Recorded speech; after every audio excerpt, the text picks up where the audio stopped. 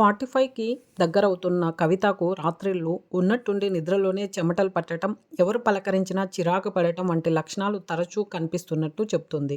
వీటికి తోడు irregular periods తనకు శాపంగా మారినాయి అంటుంది. కవిత మాదిరిగా మెనోపాజ్కు దగ్గరవుతున్న మహిళల సమస్యలు ఒకటా రెండా చాలానే ఉంటాయి. అయితే వాటి గురించి స్పష్టమైన అవగాహన లేకపోవడం వల్లే ఇలాంటి లక్షణాలు కనిపిస్తే చాలామంది మహిళలు ఆందోళన పడిపోతూ ఉంటారు. ఇంకొక వైపు వీటి గురించి డాక్టర్తో పంచుకోవడానికి సిగ్గుపడతారు.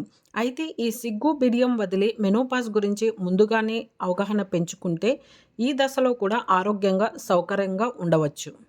ఎవరైతే ఈ ప్రాబ్లమ్స్ ఫేస్ చేస్తున్నారో వీళ్ళు ముందుగానే డాక్టర్ దగ్గరికెళ్ళి రెగ్యులర్గా కన్సల్ట్ అయ్యే డాక్టర్ దగ్గరికెళ్ళి మీకు వచ్చిన డౌట్స్ అన్నీ కూడా క్లారిఫై చేసుకుంటే అంత భయపడాల్సిన అవసరం రాదు. ఆ పరిస్థితిని ఎలా అధిగమించాలో కూడా తెలుసుకోవచ్చు. ప్రతి మహిళ జీవితంలో మెనోపాజ్ సహజమైనది. సాధారణంగా 40-50 ఏళ్ల మధ్య వయసున్న మహిళలు ఈ దశకు చేరుకుంటారు. కొంతమందిలో ఇంకా ముందే ఈ ప్రక్రియ జరుగుతుంది. దీన్ని ప్రీమెచ్యూర్ మెనోపాజ్గా పిలుస్తారు.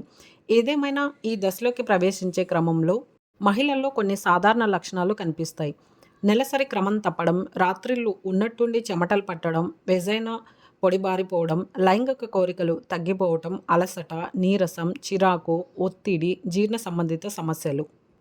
ఇలా ఈ దశలో ఆరోగ్యంపై ప్రతికూల ప్రభావం ఉంటుంది. నిజానికి ఈ సమస్యలన్నీ సహజంగా తలెత్తేవే అయినా వీటిని అదుపు చేసుకుని ఆరోగ్యంగా ఉండే ప్రత్యామ్నాయ మార్గాలు కూడా ఉన్నాయి.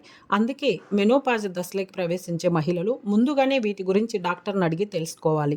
ఈ క్రమంలో ఆహారం, వ్యాయామం, జీవన శైలిలో చేసుకోవాల్సిన మార్పులు ఏమిటో తెలుసుకుని ముందు నుంచే వాటిని పాటించాలి. అప్పుడే ఈ దశను సౌకర్యవంతంగా దాటేయగలుగుతారు. మెనోపాజ్ దశలోకి ప్రవేశించే మహిళల శరీరంలో హార్మోన్ల స్థాయిలో జరిగే మార్పుల వల్లే ఇలాంటి లక్షణాలు కనిపిస్తూ ఉంటాయి. వీటిని దూరం చేసుకోవడానికి కొంతమంది హార్మోన్ రీప్లేస్మెంట్ థెరపీ వంటి చికిత్సలకు వెళ్తూ ఉంటారు. నిజానికి ఇవి అవసరమా? మీ శరీర తత్వానికి ఇవి సెట్ అవుతాయా అన్న విషయం డాక్టర్ని అడిగి తెలుసుకోవాలి. అంతేకాదు వీటి వల్ల కలిగే ప్రయోజనాలు, నష్టాల గురించి కూడా అవగాహన పెంచుకుంటే మీ చుట్టూ ఉన్న మహిళలకు వీటి గురించి చెప్పవచ్చు. ఇక హార్మోన్ థెరపీ తీసుకొని వారు వీటికి ఆల్టర్నేటివ్గా ఉన్న ఇతర మార్గాల గురించి డాక్టర్ని అడిగి తెలుసుకోవడం ఉత్తమం. మెనోపాజ్ దశలోకి ప్రవేశించిన మహిళల్లో గుండె సంబంధిత సమస్యలు వచ్చే ముప్పు కూడా ఎక్కువగా ఉంటుంది. అలాగే ఈ దశలో ఆస్టియోపోరోసిస్ బారిన పడేవారు కూడా ఎక్కువగానే ఉంటారు.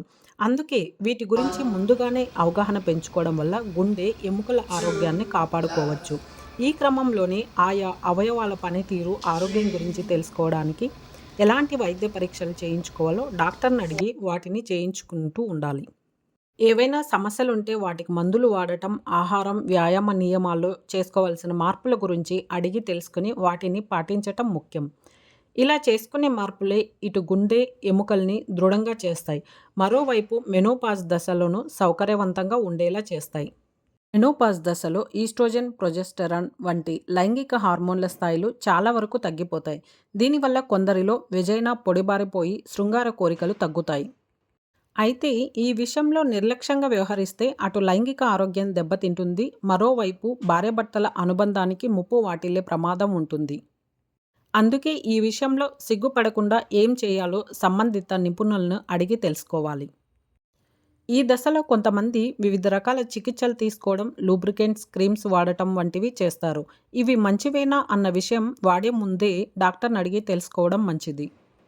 మెనోపాజ్ దశలో శరీరంలో తలెత్తే హార్మోన్ల మార్పుల కారణంగా కొందరిలో మానసిక ఆరోగ్యం పైన కూడా ప్రతికూల ప్రభావం ఉంటుంది. ఫలితంగా ఒత్తిడి, ఆందోళన, చిరాకు, మూడ్ స్వింగ్స్ వంటి లక్షణాలు కనిపిస్తూ ఉంటాయి. వీటిని అధిగమించే మార్గాల గురించి డాక్టర్ని అడిగి తెలుసుకోవడం మంచిది. అంతేకాదు మనసు ప్రశాంతంగా ఉండాలంటే నచ్చిన పనులు చేయటం, కంటి నిండా నిద్రపోవడం, మెనోపాజ్ దశలోకి ప్రవేశించిన మహిళల అనుభవాలు తెలుసుకోవడం కూడా మంచిది. వయసు పెరిగే కొద్దీ మహిళల్లో కొన్ని రకాల ఆరోగ్య సమస్యలు చుట్టుముడుతూ ఉంటాయి. ఈ క్రమంలోనే మెనోపాజ్ దశలోకి ప్రవేశించే మహిళల్లో క్యాన్సర్ల ముప్పు ఎక్కువగా ఉంటుందని నిపుణులు చెబుతున్నారు. అందుకే ఈ దశలో ఎలాంటి క్యాన్సర్ల ముప్పు ఎక్కువగా ఉంటుంది, వాటిని ఆదిలోనే గుర్తించాలంటే చేయించుకోవాల్సిన పరీక్షలు ఏమిటి, ఇవి రాకుండా తీసుకోవాల్సిన ముందు జాగ్రత్త చర్యలు ఏమిటి తదితర విషయాల గురించి డాక్టర్ సలహాలు తీసుకోవాలి. అప్పుడే ఆరోగ్యం విషయంలో అలర్ట్గా ఉండవచ్చు.